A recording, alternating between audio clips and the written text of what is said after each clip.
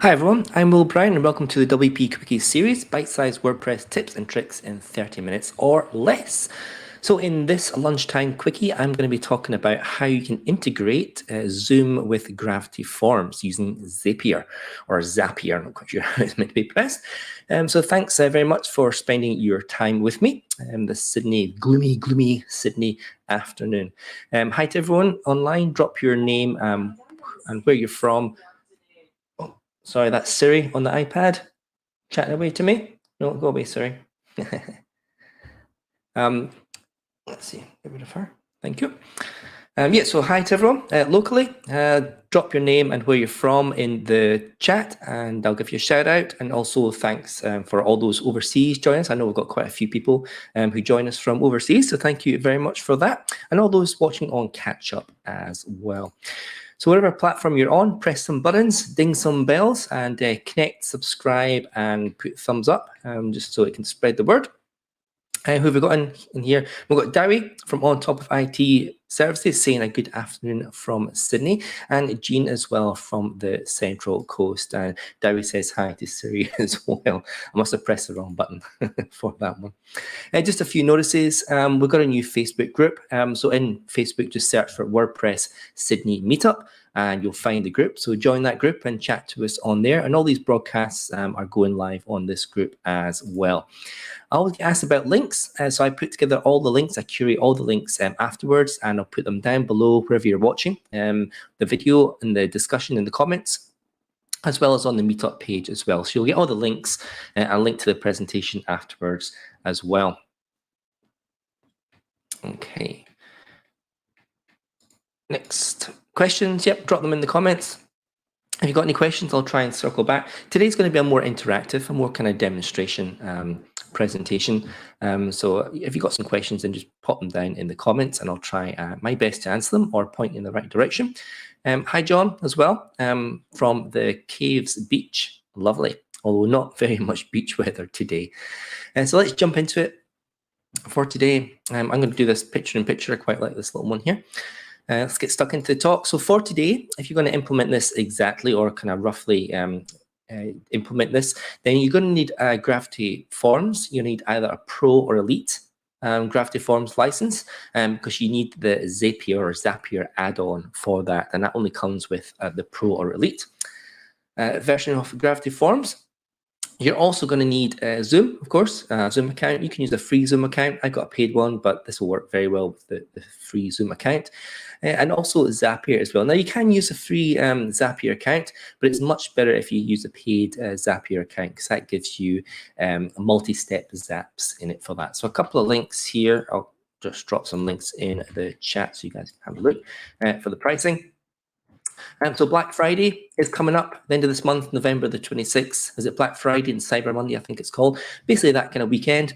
So usually these types of firms will give away discounts or discount codes. So you might want to wait until then and then just check to see if your Gravity Forms or Zapier or Zoom are doing any of these kind of Black Friday or Cyber Monday deals, and you can maybe get a bit of a discount on some of those pro plans. Okay, now, so what I'm going to do today, I'm going to show you how to connect Gravity Forms through Zapier to create a Zoom meeting, essentially. Now, it's just a very basic functionality. It's the concept that I'm trying to show here. And it's really just a stepping stone to create more automations within your business, because that's what I really want to showcase today. I'm kind of showcasing that more of the automation side. And I'm going to be throwing more automation webinars throughout next year, throughout 2022. So you could easily register people in an upcoming Zoom webinar. So if you've got a webinar coming up, you can have a form, Gravity form on your website, so you can get people to register. And then we just automatically add them to the webinar, and then you could pass those details up to your CRM as well. So you can have a free form, you can have a paid form as well. You get people to pay to subscribe to your webinar and then add them on. So this is the basic functionality that I'll be showing you today. So let's jump into it. I have a demo. Sorry if I'm not looking straight at you because my screen's over this side, but I'll try and move the mic so the audio is okay. Okay, let's switch tabs. If I can find the right tab. I have a lot open. Let's see here. Okay, just checking on the screen. Yep, you guys should be able to see that, okay? So here we have, I got one of my websites. open just now, not having to use a live website at the moment. I usually use a little demonstration website, but this one needs to be access to the internet. My demonstration websites are kind of password protected because they're on wordify.com. So here we are.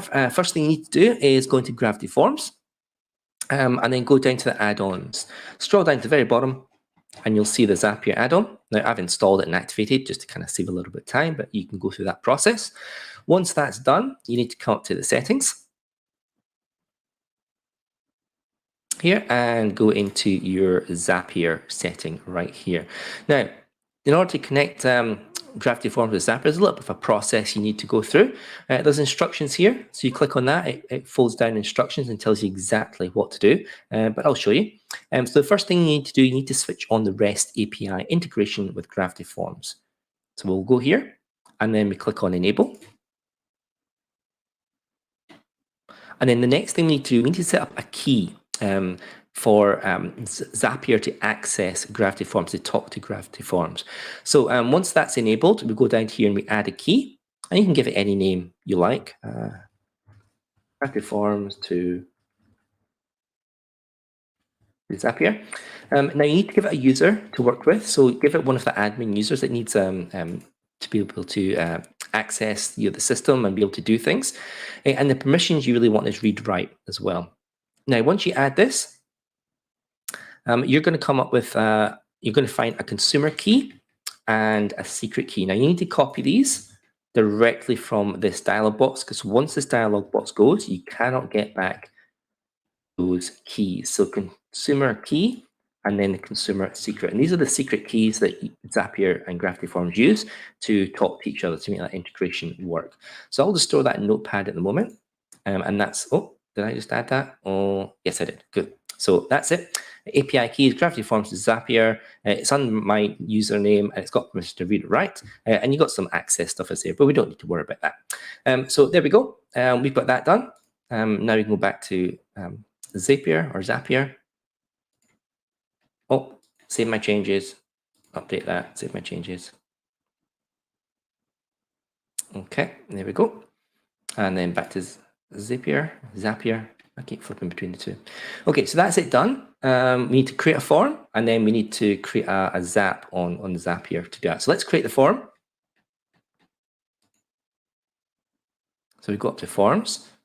Now, this is just a very simple, basic form that I'm going to be showing you today. You can extend it and be as creative as you want. So I've already got one created just to kind of save a bit of time, but I'll show you what I've got here. So I've got like a name, a first name and last name, which is one of the more advanced fields. And I should set that to required. And then an email advanced form field, and then set that to required as well. And then I've got 3 extra forms. One down at the bottom is just a paragraph. It's just discussion items that somebody might want to put if they're booking a call with you. Then we have day. Now, day is a drop-down, or I've created it as a drop-down. And then within here, I've just put Monday, Tuesday, Wednesday, Thursday. Now, you could use a date field, for example, here, the date field here. However, if you're going to use that, then you're going to need to put in some extra code, and there's code snippets available on the web. You need to put some extra codes to block the days that you don't want people to book. So, for example, weekend, you don't want people to book Saturdays and Sundays. Maybe you do, I don't. So you need to be able to add some JavaScript code just to kind of block out those particular days that you don't want people to be able to book on you. But I've just got a simple drop down. And then for time, again, you could use a time field. What I've done here is I've just got a drop down and it's got some selected values. So here I've got the label is 10 a.m. to 10:30 a.m. and I've got an 11 a.m. to 11:30 and a 2 p.m. to 2:30. And what I've done is normally this show values is unchecked for drop downs. I've clicked on here because I want to actually use those particular values because I'll need them when I'm integrating with Zapier. So for this 10 a.m. to 10:30 slot, I've just called it 10 o'clock. So, a numeric format. So I use 24-hour format. So that's 10:00, and then 11:00 for 11 o'clock slot, and then 14:00 for the 2 p.m. slot. And this is what I'm going to be using. That'll be pumped through into the Zap.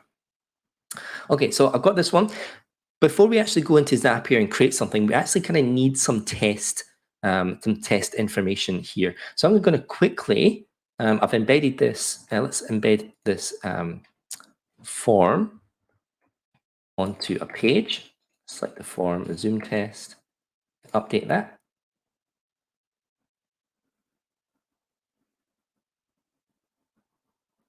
Okay, and I'll refresh this page.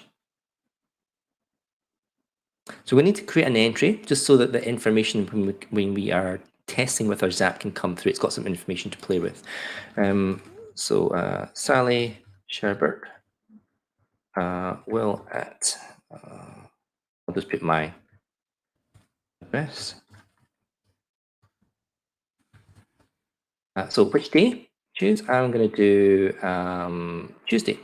And the way that this is going to set up is that the Zap is intelligent enough to know to set it up like the next occurring day. So for example, this is Thursday. If I was to select Thursday, then it at 10 a.m. that'd be for the next Thursday. But you can play around with those timings depending on the complexity of your form as well. But I'm just going to choose Tuesday, and at what time? 2 p.m. Some talk about stuff. There we go, and then I'm just going to simply submit that, just so I've got an entry in the Gravity Forms database that I can then pull the data through to Zapier. Okay, so that's it done. Let's go into Zapier now. We've got all the tools, got everything in place now. So here I'm going to name my Zap. Zoom. Okay, and the first thing we want to do is we want to search for the app. So we want Gravity Forms. Here we go, Gravity Forms here. Choose an event, which is form submission. Now, if you haven't connected Gravity Forms with Zapier before, you're going to get a little dialog box that's going to come up to probably log into your Gravity Forms, or at least confirm that you want to connect the accounts to each other. And that's just a once-off. And once it's connected, then you don't have to do that ever again. But what we're doing with Gravity Forms, I've got form submission. So we're going to continue. Gravity Forms account. Yep, that one there. So this is where it would pop up a form to say, you know, I want to connect to this particular site. Oh, this account has expired. Please reconnect. So here we go. Allow Zapier to access your Gravity Forms account. So I'm going to put in the URL name, which is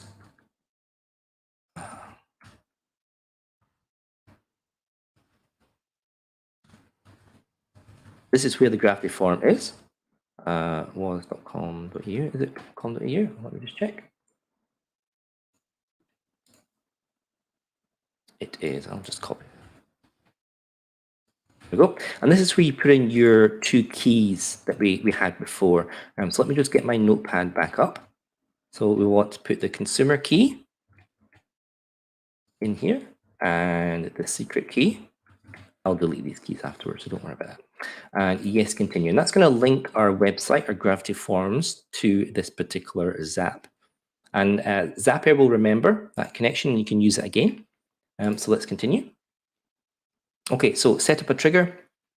We're going to choose a particular form. So this is Zapier now talking to Gravity Forms on our website. So here's the form that we had. I don't need to choose any admin labels. That's all okay. For that, feed name, we don't need a feed name at all. So let's continue. And test your trigger. So what this is doing is it's going to have a look for the entries for that particular form. If it's got any data in there, it'll pull it in. So this is why you kind of need to do like a test entry before you come and create your Zap. So here we go. It's found a test entry. It's the one that we put in for Sally Sherbert. So we're going to continue because we're going to use some of that data. Okay, so that's our trigger setup. So when a Gravity Form, that form is submitted, then now Gravity Forms will push that data to Zapier and this particular Zap here. And this is the second part. So that bit's done. We need to do the action now. So this is what we want to set up our Zoom call for. So let's have a look for Zoom. We type in Zoom here, and here we go. An action event. Now we can create a meeting. We can create a new register for that meeting, or register for the webinar. So these are the kind of things that you can extend this functionality for. but we're going to create a meeting just for simplicity and continue. Now, again, it's going to ask which account to choose Zoom, and this is where you have to connect Zapier to your Zoom account, which I've already done previously, so I've just selected that one. But you might get a little pop-up that says Zoom wants to connect to Zapier. So here we go to set up the action. So the meeting type, we're just having just a normal meeting, not a webinar. Topic here, you can say chat with Will. Or, you could put a topic or a subject on your Grafty form and then pull that through dynamically. Because when we set these fields up, we've got access to all the data that that Grafty form has pumped through. So I'm just going to set a topic for that just now. When we come to the dates, Zapier is quite intelligent with its dates. So if you have a look here, you can put different types of fields in there. You can have you can present format the date. Oh, that's not the right one. Maybe this one here. There we go. So you can have integer fields. You can use like plus. You can do minus as well. For things like that, you can do like plus 1M, which is 1 month, plus 1H, which is 1 hour. That probably isn't the right page. But anyway, let's have a look at that. So we're going to set up the time for here. So what time? Now we want to pull through that that data that the person has selected on the Grafty forms. So we can click on show all options, and it'll show all that data from that test one. So let's have a look down. So we can see that the day is Tuesday. So we want to click that. And again, this Zoom is intelligent enough to know that it's going to be the next Tuesday on. And again, you could use a calendar to allow people to select that. But we're going to do Tuesday, and then we're going to do the time.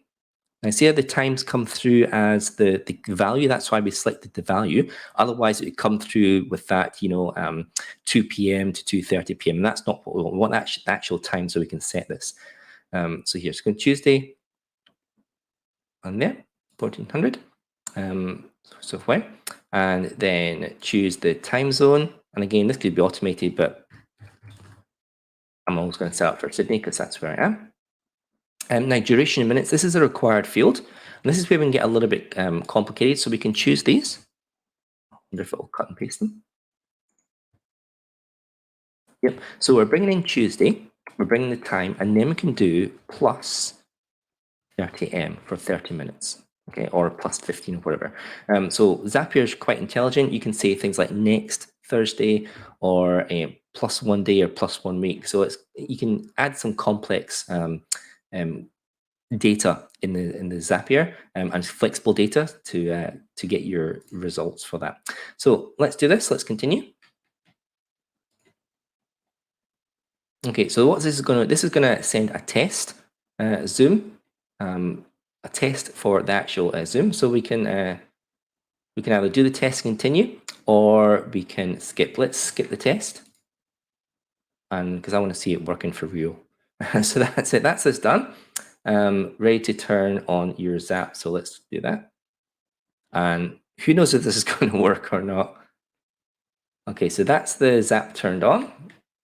Don't show this again, thank you very much. I'm not going to share it to social media. So now I've got my Zoom tab open here, and it's got some of my Zoom meetings. You've got the WordPress Sydney Monthly, Christmas chat, things like that.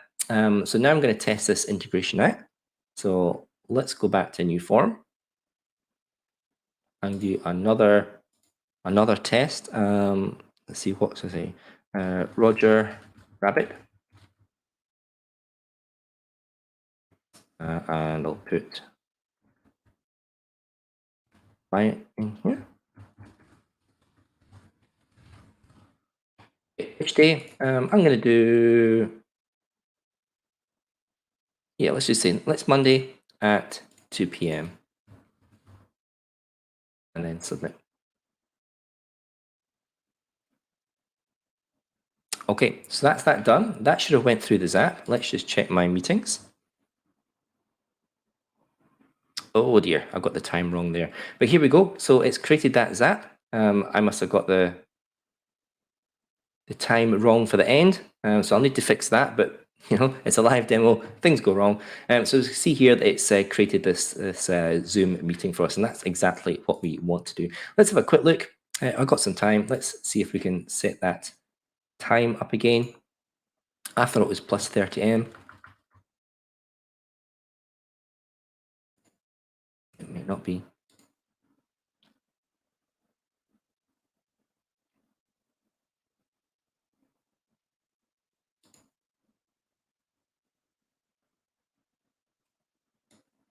So tomorrow they got next at, oh, maybe it's at, maybe that's what I need to do. Okay, I'm going to leave that because we don't really have time to play around with that, but you can see the essential connection there, and that's what I wanted to show you, just how to integrate those two. So what's happened is we've created a form. We're then pumping the form through to Zapier, which we've got the Zap, which it listens for the form.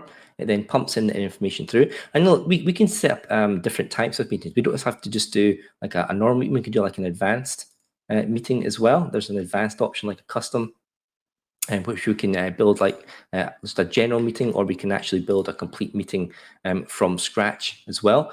So we can add all the data in there, like for example, you know, topics. You can set everything up totally. But I've just done a very, very simple meeting type just for our demonstration for today. Okay, let's go back to the Prezzo.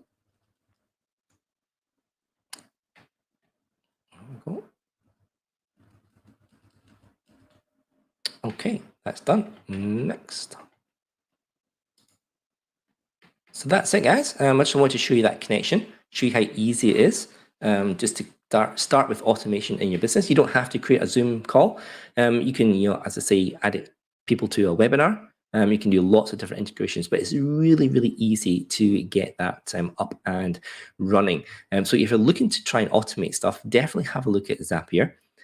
So what I didn't show you on that back end there was that, you know, yes, that creates, let's see if I can find where that was. So yes, that creates the Zoom call, but then this is where the multi-step comes in.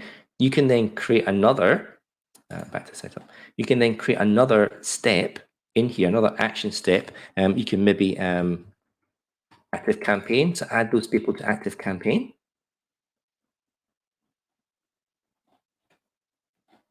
And then you can maybe email the person directly with the Zoom link, because you can send an outbound email because you've got all that data that you want. So the body, you can create all that information. So the Zoom meeting's been created. Now you've got access to all the information for the Zoom. So for example, here's the join URL. You can add the join URL in here. And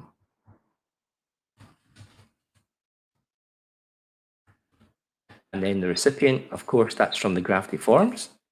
So you go to Gravity Forms data, and there we go. We can bring in the email. So having multi-step Zaps can really automate stuff. You know, you can send out those links. And so I really would highly recommend that you use the automation, the pro version of Zoom. It's, I think, about $300 or $400 a year, but the amount of time it saves you for automation is well worth it. Jean's got a question. How reliable and stable is Zapier? What happens when actions fail? It's a great question. Zapier always works for me. If there is any issue, I think it maybe takes 3 goes, and then it will disable your Zap. But it will send you emails to say that your Zap has failed. And you can also choose to have like a weekly or a monthly overview of all the Zaps that are firing. So, you know, you can review that every week or every month. And, you know, if you see something missing, then you can jump into it. But in general, if something fails, then Zapier will just disable that particular Zap, and it'll send you a couple of emails letting you know that that's been disabled as well. But I don't had any problems with Zapier as far as stability wise. Once it's on, it's just on, and it keeps on going. John says, anyway, in Zapier can send an email to nominated email address to alert you about the new meeting. Yep, so that's exactly what I was just showing you. And this is where the multi-step comes in. So you've got the data that's coming in from the Gravity Forms, which has got the person's email. So you can then push it up to your CRM and put it onto a list. And then you can build an email and the email's got lots of stuff in there. As you can see, you can set up the recipients, you can set the subject, you got the body of the email. So here I've got the Zoom link from the Zoom Zap that was in there, but you can add any data in here that's coming into the Zap. So for example, if I go back into the create meeting, it's got like the start date, start time as well. So you can add that into the body of your email as well. You can add attachments as well. You can send from or reply to for that. So there's lots of stuff that you can do in this within Zapier for those multi-step ones.